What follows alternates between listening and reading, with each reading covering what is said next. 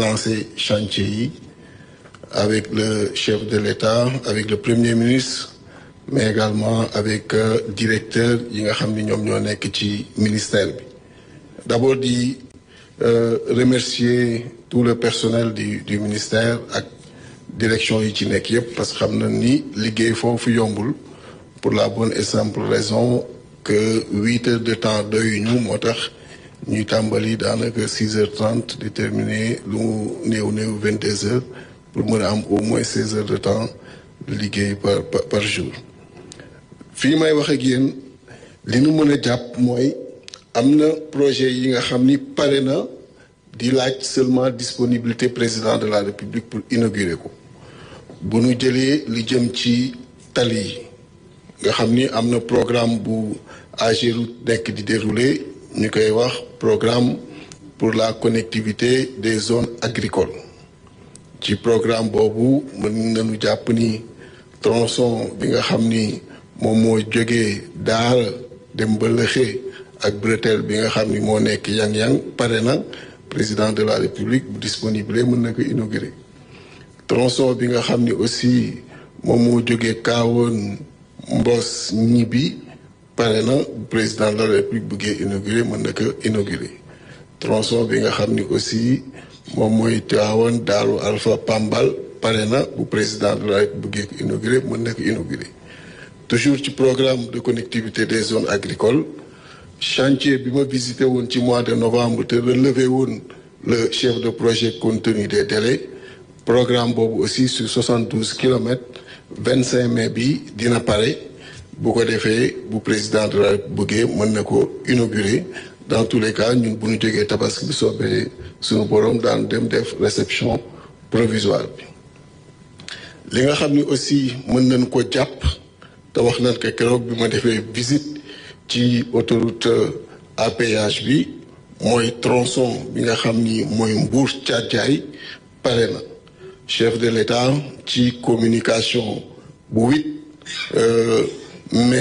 avril bi ñu génn wax na ni mën nañ ko ubbi fekk na boobu ba tey doon xaar mu ñëw ubbil ko boppam mais wax nañ ni mën nañ ko ubbi moo tax AGEROUTE ak ADS ak ministère des transports jàpp nañu ni le 29 avril donc dans une semaine mën nañ ko ubbi incha allah ku bëgg mën nga léegi jaar ci autoroute bi dem ba Thiadiaye parce que Mbour Thiadiaye bi ubbeeku na.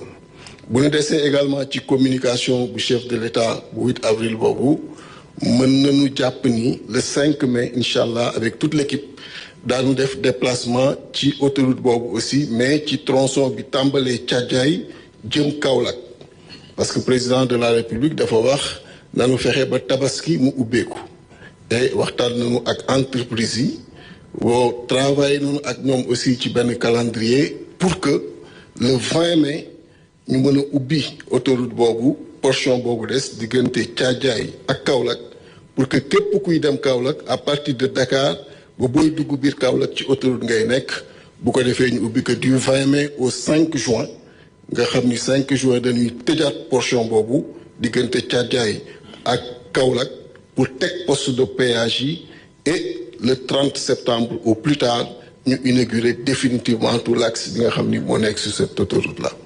donc loolu nga xam ni yu nu liggéey la yu pare la yu yemb la li ñu mën a wax aussi toujours ci PCZA buñ ci desee mooy fii ñuy wax ak yéen boucler nañu phase 2 bi nga xam ni une première partie sur 80 milliards c'est disponible portant sur 200 kilomètres et fii may wax ak yéen ci table président de la République ak premier ministre jox nañ leen axe yi nga xam ni moom la ñu proposé pour leur appréciation te axe yooyu mooy axe yi nga xam ni day ñëw renforcer le programme bi le président de la République wax dernièrement en conseil des ministres muy le programme aujourd'hui le plan Diomaye pour le Sénégal oriental donc 200 kilomètres yi nga xam ni day ñëw rajouté wu ci programme de connectivité des zones agricoles ce qui nous permettra d'être à plus de 414 kilomètres sur ce programme-là. La route de Keur Momar Sarr Richard Toll sur 74 kilomètres lancé nañ ko et aujourd'hui dem na avec une progression de 35%. yu bare en général dañ koy lancer di xaar autorité bi heure bu disponible rek mën na ñëw def lancement officiel bi. C'est pourquoi des fois nit ñi dañu naan gisuñu le président mu lancé gisuñu le premier ministre mu lancé parce que agenda président ak agenda premier ministre du suma agenda du agenda wu monsieur Gningue donc agenda booy jël rek date bi nga bëggee lancé ñu mën a ñëw moo tax programme yu bari dañ koy lancé te doo leen fa gis mais mi ngi nekk en cours comme bi ñuy wax nii gis ngeen dernièrement lancé nañu Mexe Pekes ak Cilmaxa te gisoo leen fa lancé nañu Sandiara Njagañaaw te gisoo leen fa te fii may wax ak yéen nii mën ngeen jàpp ni am na ay programme yu bare yi xam ne presque c'est achevé mais dañuy xaar seen disponibilité pour ñu mën a ñëw inaugurer ko parce que on a beaucoup travaillé dernièrement ci ay axes yu bare l'exemple qu'on peut donner mooy fi mu toll nii l'axe Kidira-Bakel, toujours du programme infrastructure routière. On a ici le directeur général des infrastructures routières et du désenclavement qui travaille avec la Géroute. Donc l'ONEBI, c'est pratiquement à 94%. Donc livré le 30 juin. Bolengé les connexions Senoba, Giganshore Impact 100%. L'ONEBI, l'O2 100%, l'O3 à 75%. Donc ce sont des axes il aurait suffi que nous disponibles, ça allait être inauguré aussitôt. Bodjele également Sandénéry Tanaf au niveau de la frontière, on l'a lancé, vous avez suivi ensemble avec le président de la République. Bodjele également PD Zambie, il y a pratiquement 308 km de route aujourd'hui qui sont en cours. Et Bodjele sur la mobilité urbaine, il y a la route des Niayes, il y a également le viaduc et ouvrage au niveau de Diamniadio. Et pour résumer, on peut revenir sur DTS, Dakar-Tivaouane-Saint-Louis. On est en phase accélération de ces chantiers-là. Sur certains tronçons, on est à 93%, sur d'autres 64%, comme Dakar-Tivaouane, sur Tivaouane-Mexe 56%. Sur Nand-Géoul, on est également bien avancé. Sur Géoul-Louga à 93%, sur Louga-Gandong à 53%. Livré à fin 2027 au plus tard, on finit avec ce tronçon, cette autoroute. Ça nous permettra au Sénégal, in fine, de pouvoir disposer de plus de 521 km d'autoroute. Et il faut retenir au moment où on parle, il y a 221 km qui sont en service et 300 km qui sont en construction, qui intègrent cet axe-là, mais également qui intègrent l'axe qui quitte Mbour pour aller à Kaolack.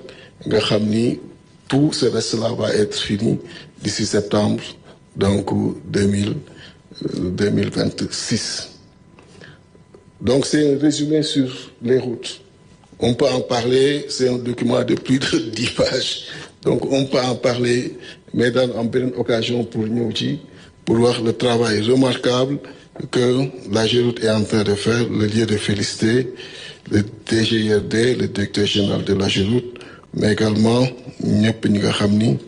ils sont sur le rythme avec le triptyque coût, délai, qualité, avec un suivi permanent.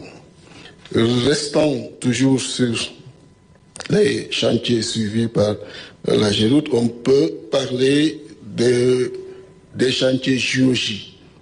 Le stade Ibamar, aujourd'hui prêt à 99%. Il y a également la piscine olympique, prêt à 98%. Ces infrastructures, au mois de mai, donc on va les réceptionner. Sur les JOJ, le centre équestre également est prêt à 97%. Et il y a le village olympique qui est à 92%. Il y a le Sénou sur lequel, justement, on est en train d'accélérer pour pouvoir le livrer à la fin du mois de septembre. Restons sur les infrastructures aéroportières. On a été le 7 mai avec mon collègue, le ministre des Transports, pour sécuriser la date du 30 avril. parce que ce sont des engagements qu'on avait pris devant le chef de l'État. Et comme je le dis le plus souvent, bu ñu jëlee engagement ci chef de l'État wala jël ko devant le premier ministre képp ku nekk ci ministère bi képp kuy technicien wala nekk dans l'administration dañoo war ensemble aligner les planètes pour respecter cette promesse-là. On n'a pas le droit de prendre des engagements devant l'autorité et de mettre un seul jour de plus. Et c'est ça qui a fait que depuis lors, première visite bi ñu jotoon def ba léegi entreprise yi fa nekk yëpp on les a mobilisés pour travailler jour et nuit. Et quand on quittait le 7 mai, il était question que l'avion de calibrage ñëw le 16 jóge Espagne pour mën a ñëw calibrer la piste pour voir est-ce que conforme na avec l'ANACIM. Et vraiment di leen féliciter parce que ça a été fait. Le 16, l'avion était sur place, def na les tests qui sont tous concluants. Et ce matin, quand je venais avant Méignon, j'étais avec le directeur général des infrastructures aéroportuaires au téléphone et le directeur général de l'AIBD pour dire à tous nos compatriotes sénégalais d'ici et de la diaspora que donc, Inch'Allah, conformément aux engagements, le 30 avril, l'aéroport de Ziguinchor sera ouvert pour les vols de jour et dès le lendemain, le 1er mai, le DG de l'AIBD a pris les dispositions pour le premier vol commercial. Restant sur les aéroports, on peut dire qu'au moment où on parle, Michel Ning, que je félicite, a beaucoup travaillé sur le dossier du programme de réhabilitation des aéroports secondaires. Il y a le directeur des infrastructures aéroportuaires avec le secrétaire général adjoint du gouvernement et un responsable des finances et de l'économie et de la coopération. Nous sommes à Prague pour terminer les dernières négociations sur ce programme-là, qui permettra de finaliser Saint-Louis et Matam, plus précisément à Ourossogui, mais également d'engager un autre programme pour les autres aéroports secondaires, sachant que dès qu'on finit le 30 avril avec l'aéroport de Ziguinchor, on l'ouvre, on switch tout le monde sur l'aéroport de Cap Skirring pour faire ce même travail. Sachant que le chef de l'État, dernièrement, quand il a été à Casamance, il en a profité pour lancer la réhabilitation de la route Cap Skirring-Ziguinchor, et ça nous permet, après, de soulager cette route-là, avec l'aéroport qui va être à Ziguinchor, de finaliser sa réhabilitation, et les études sont en cours pour une autoroute à péage sur ce même axe, sans compter un peu plus loin, en parlant des infrastructures aéroportuaires sur le port de Nikin, dont les études sont en cours, et restant sur ces infrastructures, annoncer qu'avec la visite qu'on a eu à faire sur le port de Ndayan, les infrastructures sont prévues d'être livrées au mois de septembre 2028 avec une avance significative qu'on note aujourd'hui de 5 mois sur le dragage. Et le DG du port était récemment à Ziguinchor pour la prise en main du port de Ziguinchor et le port de Kaolack pour les infrastructures à y mettre. Et le projet de Djambar est bouclé avec le DG du port et avec le ministre de la Pêche et de l'économie donc maritime pour une montée en puissance du terminal 4 pour ce port-là, pour permettre justement d'avoir plus de logistique. Et c'est fait avec le port d'Anvers. Et aujourd'hui, c'est sécurisé sur des travaux qui vont durer au maximum 2 ans. Pour les infrastructures donc ferroviaires, le TER est pratiquement à l'aéroport. Et pour le chemin de fer donc Dakar-Tambacounda, on est en train, avec le Premier ministre qui a convoqué dernièrement un conseil interministériel, de recentrer la gouvernance pour phaser les différentes propositions et engager la phase étude. Pour les infrastructures universitaires, suivies par DMCS, qui est aujourd'hui le DRGRD, on a bouclé le programme des 5 lots. On a bouclé le programme des 5 lots et aujourd'hui, on est en train de voir avec le ministre de l'Enseignement supérieur la disponibilité de l'autorité pour pouvoir lancer donc ces 5 lots-là à partir de l'université de Bambey. C'est un programme qui va permettre justement de prendre en charge beaucoup d'universités en termes d'infrastructures.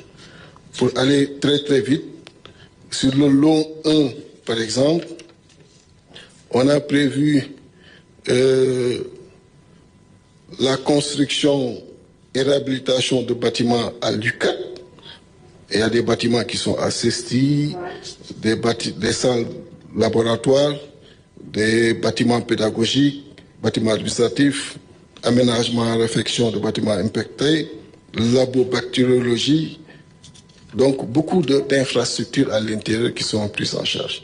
Pour le lot 2, c'est la construction et réhabilitation de bâtiments à l'UGB qui intègrent des chapiteaux de 1200 places, etc. Et pour l'amphithéâtre aussi de 150 places, amphithéâtre de 300 places, amphithéâtre de 500 places, amphithéâtre de 750 places, 5 salles de classe, ainsi de suite. Pour le lot 3, c'est la construction et réhabilitation de bâtiments à l'université de Bambey avec la réhabilitation de blocs de salles de cours, villa EPT, studio EPT, amphithéâtre de 150 places, amphithéâtre de 300, 500, 750, ainsi de suite.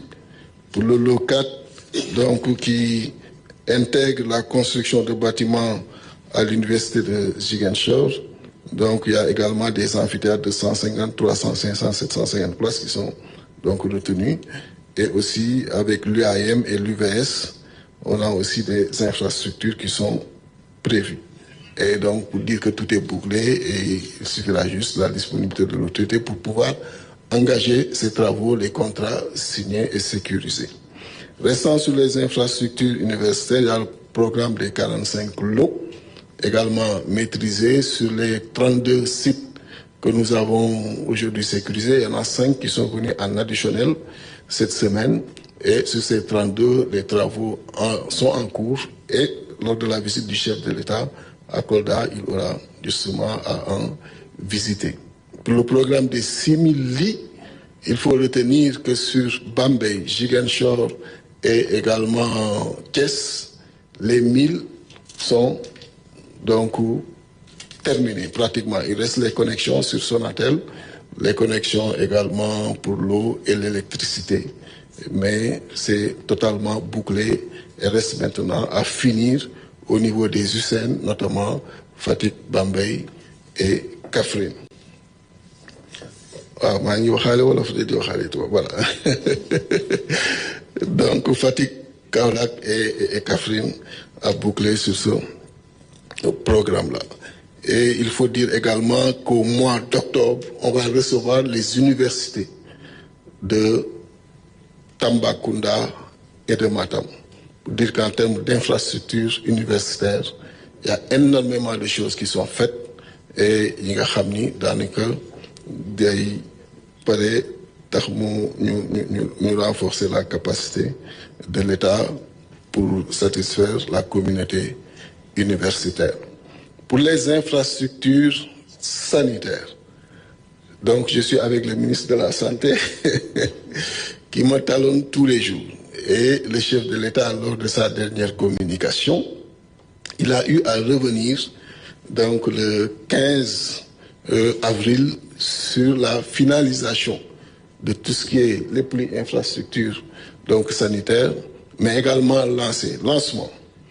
Normalement, ci séjour bi mi def inchallah à Kédougou dina am donc bu mu fa lancer duñ ci jiitu, mais le programme des 35 centres de santé, loolu aussi le schéma est retenu avec FONSIS, avec le ministère aussi de la Santé, et au plus tard, fin juillet, on va lancer ces 35 centres de santé et les localités, le ministre lui-même retenir, Moy Refane, Touba Mboul, Diofior, Gossas, Karang, Mbirkilan, Tivaouane Peulh, Bambilor, Nindi, Lour Escale, Malem Hodane, Lofane, Prokhane, Médina Sabax Wakuguna Khosanto Dabo Diallo Kabendour Diawbe Kabendour Louga Barkedji Vélingara Ferlo Marsassoum Bokki Diawé Fanaye Pal Galel Kotiari Koussanar Ndiaganiao Joal Popenguine Mboro Cap Skirring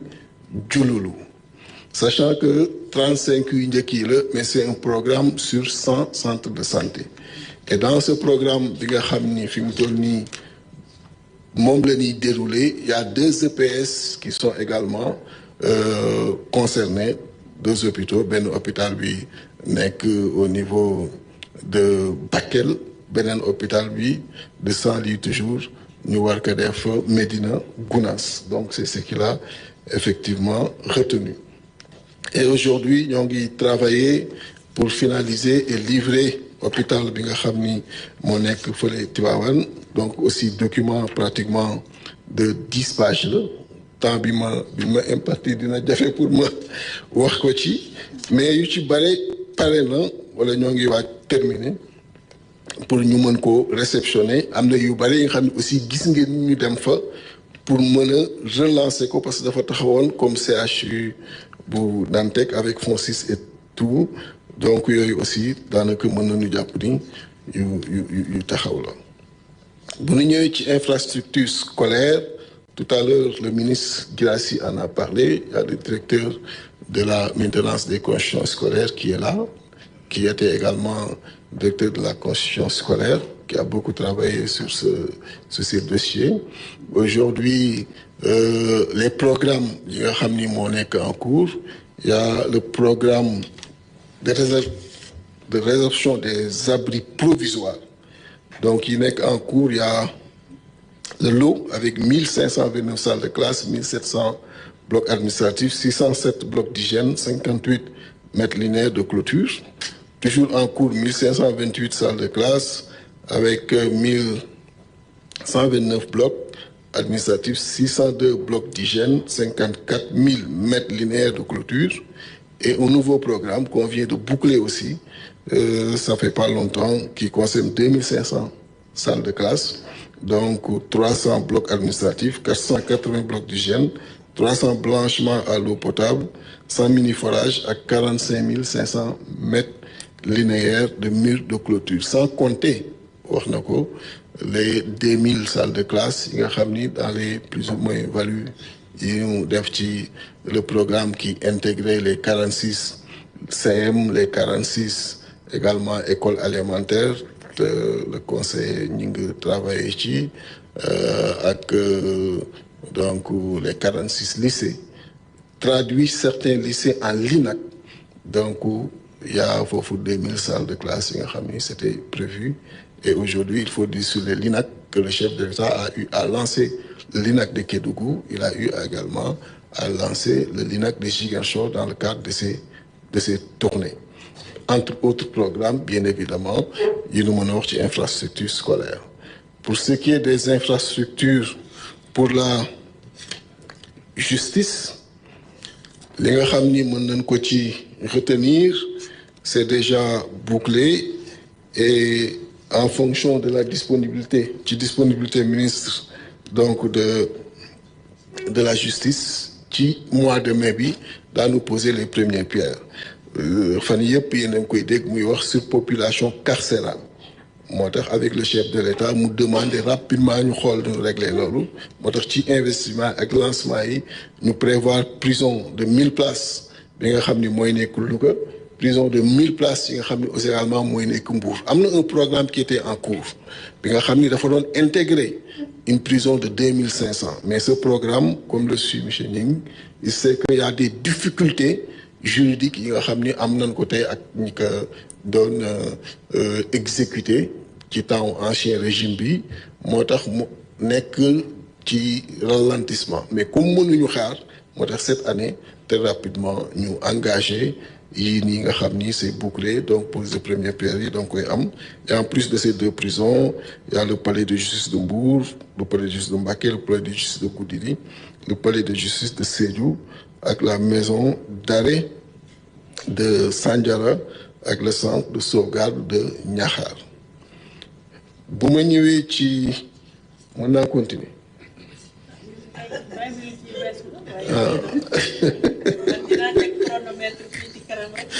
xam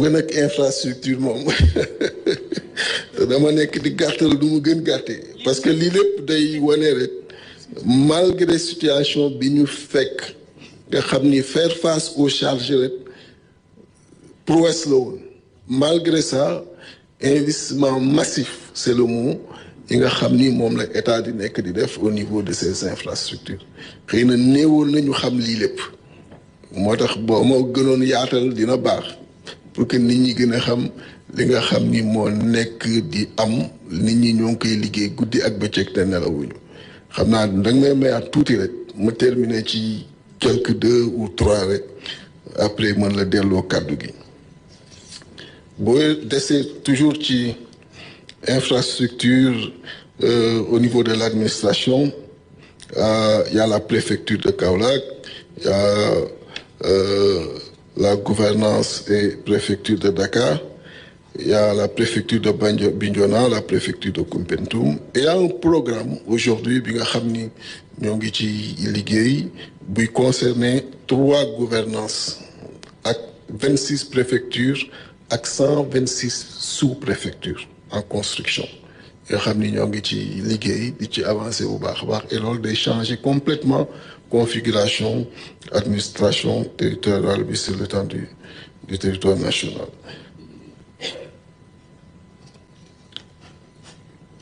Il y a les infrastructures sportives avec les plateaux qui tiennent vraiment à cœur Madame la ministre de la Jeunesse et des Sports. Certainement daan ci ñëwaat les infrastructures culturelles Ndiédiène Vélingara yooyu yëpp ça finit au mois d'octobre. Il y a également le lycée technique de Sandiara pour décembre et les Dara ateliers pour août 2026 pour enseignement supérieur. J'en ai parlé tout à l'heure et je vais terminer donc boo ko permettre sur les programmes d'équité et bañ a dugg ci détail pour dire tout simplement avec le PUDC opérationnalisé nañu 402 kilomètres de pistes rurales 50 centres solaires 24 donc en travaux 24 en réparation 239 localités électrifiées 9 systèmes hydrauliques 61 postes de santé 11 plateformes agroalimentaires ak 166 équipements post-récolte yi nga xam ni ñoo ngi nekk en phase de finalisation aussi à 102 villages électrifiés 21 qui sont déjà mis en service aussi et 9 postes de santé et pour les projets à lancer très rapidement il y a 42 autres villages à électrifier et qui vont toucher 4700 donc personnes. Il y a d'autres informations mais pour revenir également sur Pumon le Pumon nga xam ni moom mooy axe frontalier tout ce qui est frontière ñoom ñooy agir à ce niveau. Il y a les écoles de Dimbaya, de Niafena, de Kona, de Bindaba, de Bantakuntu, mais il y a également les périmètres maraîchers de Singer et il y a les routes sur Faradjanto, Samine, Satchou, donc Kongani, Golmi, Balou. Et toutes ces routes-là sont entre 90 et 80, donc 15% de réalisation. Et il y a le lycée de Makakolibanta qui a 95% de réalisation. Et les projets à lancer, il y a la stabilisation pour 200 familles déplacées et tout.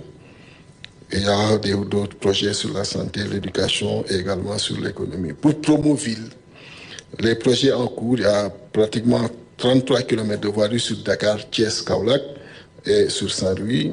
Et également, il y a 17,42 km bitumés et plus de 10 km de réseau d'assainissement, toujours dans les villes. Et il y a aujourd'hui, en phase de finalisation, le PA2 VS, le deuxième programme qui touche les villes secondaires. Et il y a 21 communes pour 86 km de voirie. Et il y a également 26 autres communes qui sont prévues par... En fait, il y a 2 bailleurs, BAC pour 21 communes et BADEA pour 26 communes. Et ces communes-là qui sont retenues. J'ai ici les listes.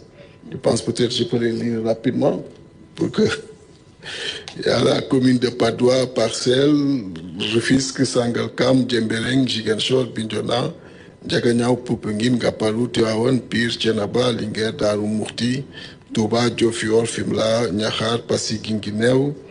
Il y a également Koumpentoum, Goudéry, Bakel, Salemata, Saraya, Kafountine, Diaoubé, Kamenou, Velingara, Medina Yoro-Fula, Ndioum, Dagana, Ross Béthio, Tilogne, Ragnerou, Kanel, Fissel, Malikounda, Sindia, Tataguine, Koungheul, Diakhao, Mbacké, Koki, Ngoy, Bambey. Pour être le plus dans tous les territoires au niveau du Sénégal, fu nekk état dugg fa mën a def li nga xam ni moom moo war dans le cadre du PA donc de VS.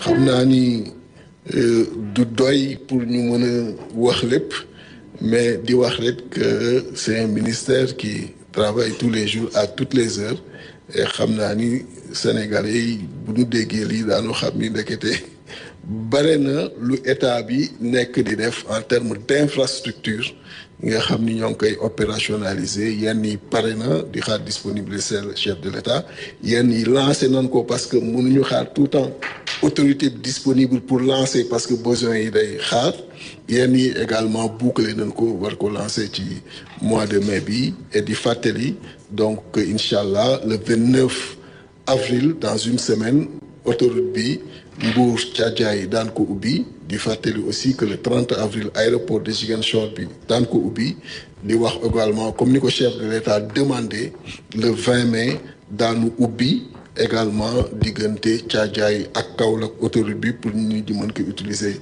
tabaski jusqu'au 5 juin et après ñu mën ko tëjaat pour une ouverture définitive le 30 septembre di wax nag entreprise yëpp comme ni ma koy waxee tout temps mooy population yi la fi autorité yi nekkal population yi lan fi nekkal et par conséquent des fois sama waxtaan ak ñoom du neex mooy mën ñu may kenn ngay jël ce temps pendant ce temps population yi taxaw di xaar di soxla loolu moom du mën a am et nañu respecter ce triptyque qui est très cher au chef de l'État et qui nous est très cher et bi tax nelawuñu benn yoon mooy coût délai qualité di leen gërëm jërëjëf. jërëjëf monsieur le ministre xam naa ni lii duuf lépp ci nag li xajul ci cin li xam naa ni dañu réfléchir sax kàddu gi léegi ju koy gën a jegeen parce que dañu gis ne y a tellement de choses à dire am na lu bari loo xamante ni